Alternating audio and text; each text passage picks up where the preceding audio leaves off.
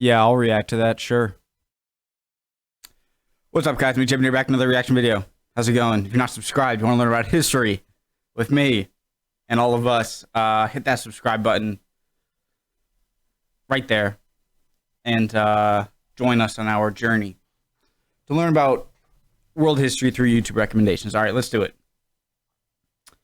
Why was Hungary punished so severely after World War I? I don't know. Let's find out. World War I was a war of losers. Even the winners lost. Amongst the countries which Everyone did lose, died. perhaps the greatest loser was the Kingdom of Hungary, which lost 70% of its land Andrea Patrick. And everyone died. The end.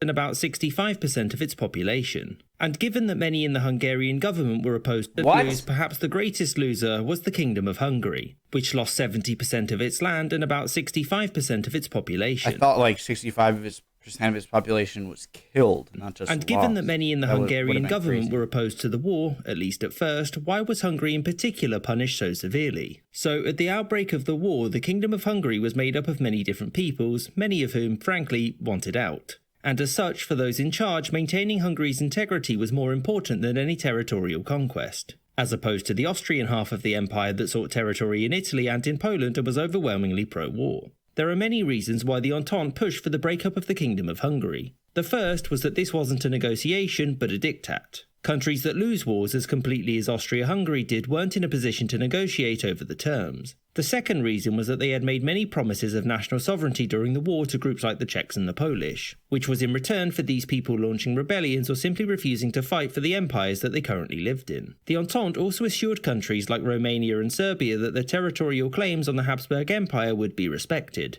And so that's why places like Transylvania were bargained away irrespective of the Hungarian government's wishes. Now, this wasn't a case of the Entente presenting some united front. Britain was fairly unconcerned about what territory Hungary would keep and what its allies in the region would receive, since its primary concern was the Ottoman Empire and Germany and what it could get from them. The United States was a big supporter of The United States was a big supporter of self-determination as a principle, but its leadership had no experience nor much interest in dictating the border. How to Balkans? Self-determination as a principle, but its leadership had no experience nor much interest in dictating the borders of countries in southeastern. Yeah, we don't have any interest in dictating the borders. That's the great thing about America, you know, is we let other countries do what they want, and we never interfere, and we never make borders. We never tell a country how to set up its government. We never interfere militarily unless they want us to. We never go for oil. We're just perfect. In Europe. The main architects of Hungary's breakup were Italy, mostly for its own territorial ambitions, and notably France. The French were entirely focused on the decades that were to come after the war, and France wished to build a strong alliance with the countries in the region, aimed at the new Soviet Union and any resurgent Germany. And making sure that these potential allies got what they wanted from Hungary was a big part of that plan. So that's all settled, right? Well, no. The Hungarians had hoped that the front lines at the armistice would be where Hungary's new borders would be. So how do people nowadays sort of identify, like in the Balkans is a pretty, I don't want to say hostile, just sort of, it seems very divided in what could be a united place, if that makes any sense. So, I mean, how are there a lot of kind of national tensions in between these places, or is there kind of some kind of unifying factor, kind of a unity, like the countries that made up Yugoslavia or Austria-Hungary?